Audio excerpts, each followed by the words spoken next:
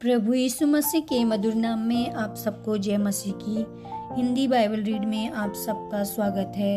मेरे प्रियो, प्रभु आपको इन वचनों के अनुसार आशीषित करे। तो वीडियो के अंत तक आप इन वचनों को जरूर सुने, प्रभु आपको आशीष जरूर देगा। हालेलुया। आज का वचन है लूका रचित सुसमाचार अध्याय नंबर 7, फारिसी के घर में पापिनी स्त्री को क्षमा। फिर किसी फारिसी ने उससे विनती की कि वह उनके साथ भोजन करे, अतः वह उस फारिसी के घर में जाकर भोजन करने बैठा। उस नगर की एक पापिनी स्त्री यह जानकर कि वह फारिसी के घर में भोजन करने बैठा है, संगमरमर के पात्र में इत्र लाई और उसके पाँवों के पास पीछे खड़ी होकर रोते हुई उसके पाँवों को आंसुओं से भिगोने और अपने सिर के बालों से पोंछने लगी और उसके पाँव बार बार चूमकर उन पर इत्र मला। यह देखकर वह फारिसी जिसने उसे बुलाया था अपने मन में सोचने लगा, यदि यह भविष्यवक्ता होता तो जान लेता कि यह जो उसे छू रही है वह कौन और कैसी स्त्री है, क्योंकि वह तो पापिनी है। यीशु ने उसके उत्तर में कहा, हे समौन, मुझे तुझसे कुछ कहना है। वह बोला, हे गुरु कह। किसी महाजन के 2 देनदार थे, एक 500 और दूसरा 50 दीनार का देनदार था। जब उनके पास पटाने को कुछ न रहा तो उसने दोनों को क्षमा कर दिया।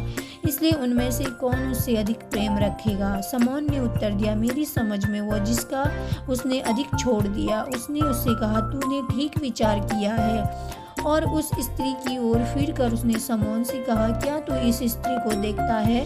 मैं तेरे घर में आया परंतु तूने मेरे पाँवों को धोने के लिए पानी न दिया, पर इसने मेरे पाँव आंसुओं से भिगोए और अपने बालों से पोंछा।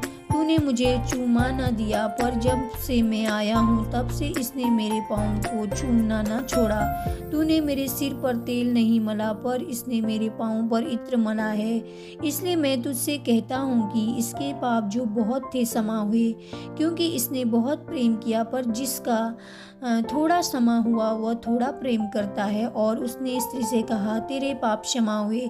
तब जो लोग उसके साथ भोजन करने बैठे थे वे अपने अपने मन में सोचने लगे, यह कौन है जो पापों को भी क्षमा करता है? पर उसने स्त्री से कहा, तेरे विश्वास ने तुझे बचा लिया, कुशल से चली जा। हालेलुया।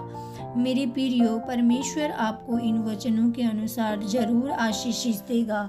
मेरे प्रियो, मेरी आपसे विनती है कि आप प्रभु के वचन में जरूर बने रहें। अगर आपको टाइम नहीं मिलता है तो आप ज़रूर 2 मिनट 3 मिनट इस वीडियो को सुबह शाम इन वचनों को जरूर सुने, ताकि प्रभु आपको अपने वचन में बने रहने के कारण आशीषित करेगा, हर परेशानी से विपत्ति से बचाएगा।